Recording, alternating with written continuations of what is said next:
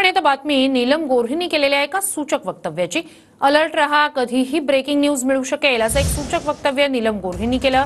राज्याचं राजकारण दर 3 दिवसांनी बदलतंय असंही नीलम गोऱ्हे म्हणाल्या। तर यावर सारवासारव करत असतानाही त्यांनी पुन्हा एक सूचक वक्तव्य केलं। नेमकं काय म्हणाल्या ऐकूया। कारण दर 3 दिवसांनी फार वेगाने बदलते, त्यामुळे आत्ताच त्याच्यावरती भाष्य करणं योग्य होणार नाही असं मला वाटतं।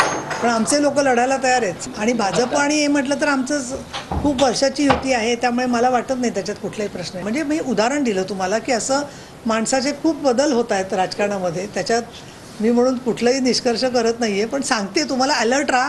तुम्हालाच ब्रेकिंग न्यूज देण्यासाठी खूप धावपळ होते असं मला वाटतं। राजकारण बदलतं ना, तर काही लोक उभे राहत नाहीत, काहींचं अजून काय होतं, काही मुलाला उभं करायचं ठरवतात, तो मुलगा वेगळं बोलत असतो। आता आम्हाला आमचे आता उपाध्यक्षाबद्दल इतका मला आदर आहे, पण मी तर त्यांना 10-15 वर्ष ओळखते झिरवळ साहेबांना, पण ते असे मंत्रालयावरून उडी मारतील असं मला कधी वाटलं नव्हतं। पण मी जे बोलले ते त्याला फार मोठी पार्श्वभूमी आहे की 2014 पासून मी पाहते आहे की युती होणं, त्याच्यानंतर मग निवडणुका, मग अनेक लोक एका पक्षातून दुसऱ्या पक्षात जातात।